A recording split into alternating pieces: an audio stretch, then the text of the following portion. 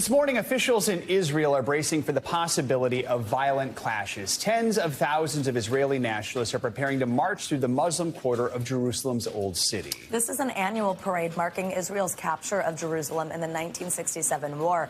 But this year it comes amid heightened tensions. NBC News foreign correspondent Raf Sanchez joins us now from Jerusalem with the very latest.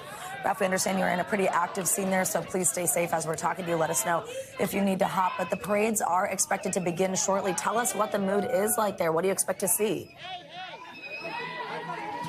Well, Savannah, good morning. I just want to turn our camera around so you can see there's starting to be scuffles here already. We are inside the Damascus gate of Jerusalem's Old City.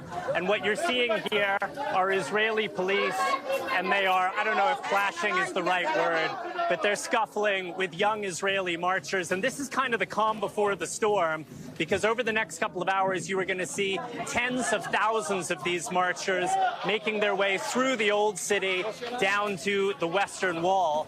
Now, these Israeli marchers, this is a day of celebration. They are commemorating their victory in the 1967 war when Israel took full control of Jerusalem. You can see their police walking through our shot. But for Palestinians, this is a day of humiliation and, in many cases, fear. A lot of Palestinian businesses have been closed. You can see the police are all around. We're okay here. It's a little chaotic, but we're okay.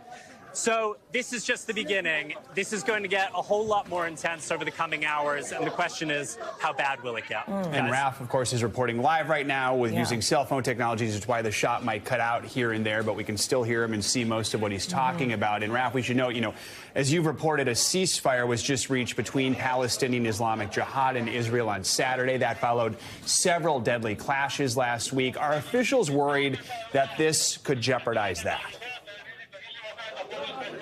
Yeah, they are, Joe. At this event 2 years ago, Hamas fired rockets from Gaza in response to what was happening here in Jerusalem, and it triggered an 11-day conflict between the Israeli military and militants in Gaza. So there is a lot of concern that there could be a repeat of that. We have just finished 5 days of intense fighting in Gaza, so the hope is that both sides are kind of exhausted, that nobody wants to go back to conflict now.